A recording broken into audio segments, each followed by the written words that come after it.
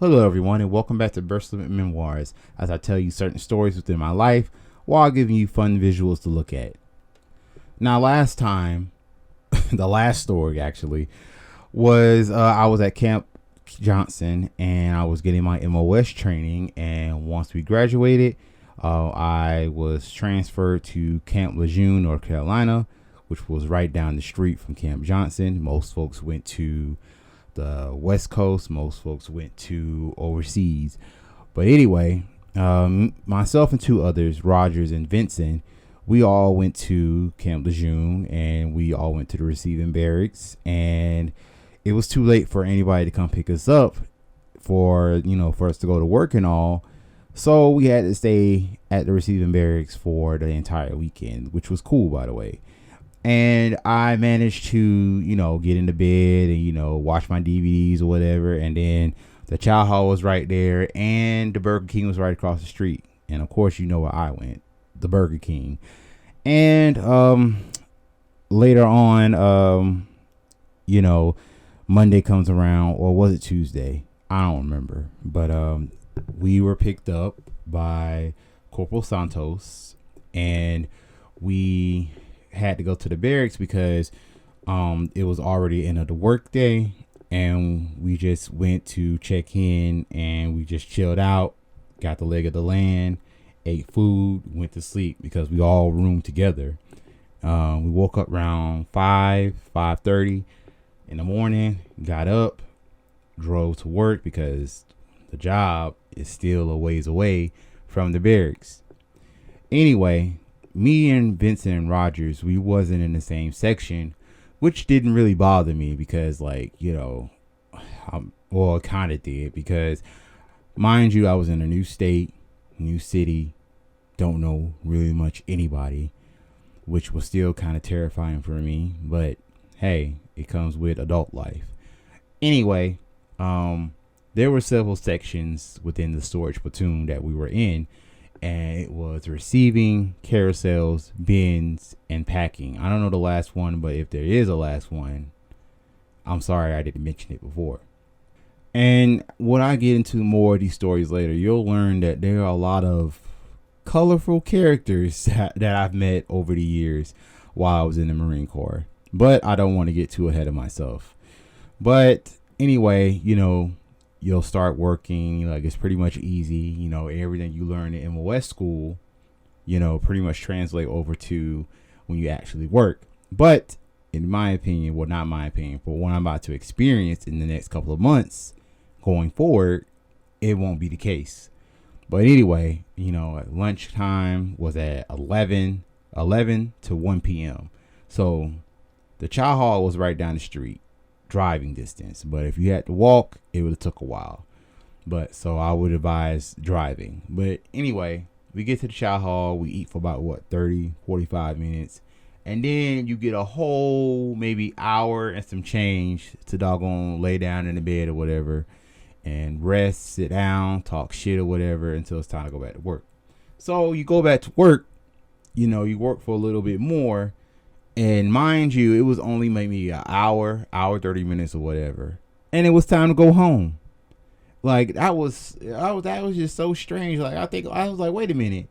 You get up this early, you expect to work all day, because how my mother used to act when she go to work all day and then come home and expect the house clean, and she'd be super tired that she got to cook and clean for us. But that's neither here nor there with that. But it was just mighty strange, like, getting off that early, and then you had plenty of time to go eat, go lay down, watch the TV, and then after that, you pretty much don't have nothing to do. Or you can just go to sleep early, because I know once you become an adult, nap times are essential. Because, as a kid, you hated nap time, but then now, as an adult, all you do is pray for a nap. I just wish my children one day would just get with the program. Like, taking a nap is not so bad. But as time goes on, there was a 96, which is called for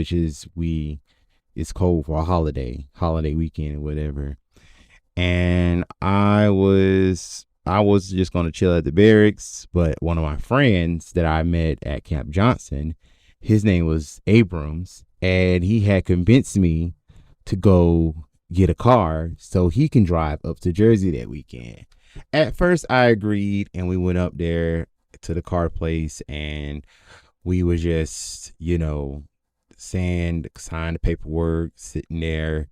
I picked out the car. It was a 2005 Nissan Altima. Mind you, I have never bought a car in my life, or I never drove a car in my life. And signed the paperwork, everything. At first, I almost backed out until the guy convinced me to get it. And I had to have car insurance or whatever, just stand the third. And they let me drive off. At first, when I drove the car, it was just, bittersweet. Not bittersweet, but like I was kind of nervous because it's my first time ever driving a car.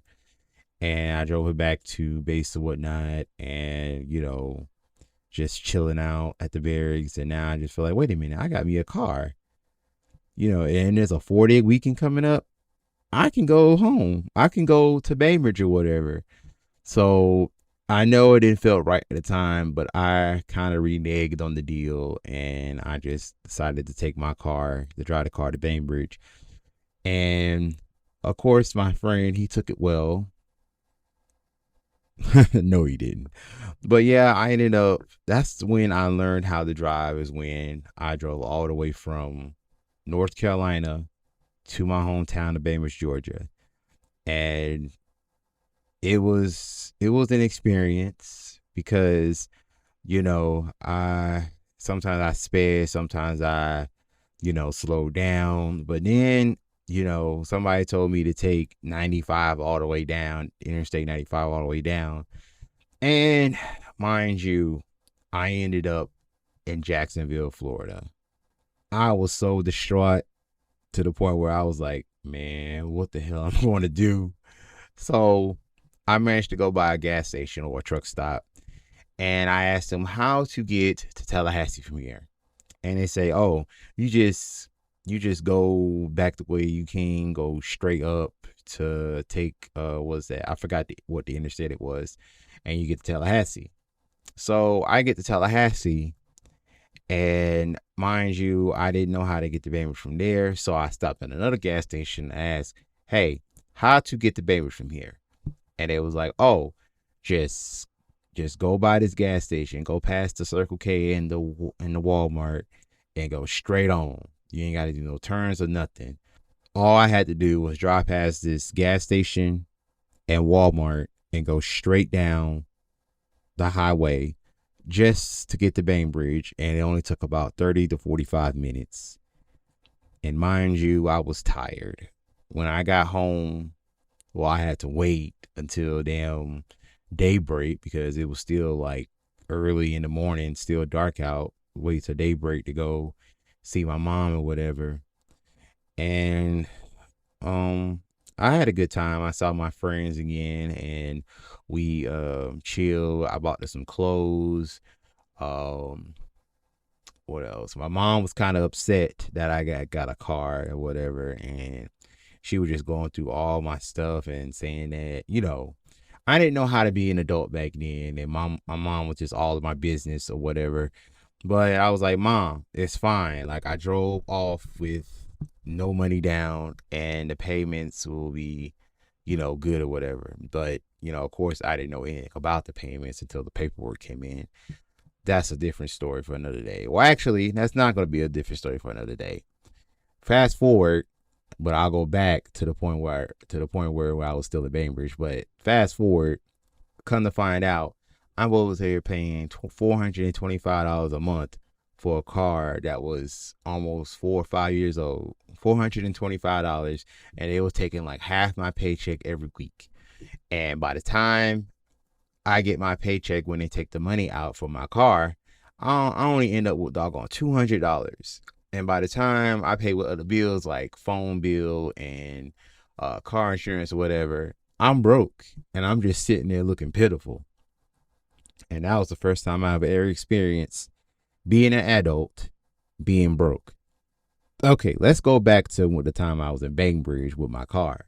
So after the weekend head up, I had to be back before the time, set, time limit is up for the 96, because in all actuality, I wasn't supposed to be in Bainbridge because that's way out of the jurisdiction for a extended weekend. Even though it's an extended weekend, you can't go past like what maybe 400 or 500 miles outside of your point of place of duty. And versus the regular weekend, you can't even go 250 miles, well 251 miles, because 250 miles is the limit. But anyway, so I left a day early, well 2 days early actually, head on back up. Everything was cool. I got lost a couple of times, but then I managed to get back just in time for formation or whatever, and got back to work. And then that's when things started to hit the fan for me.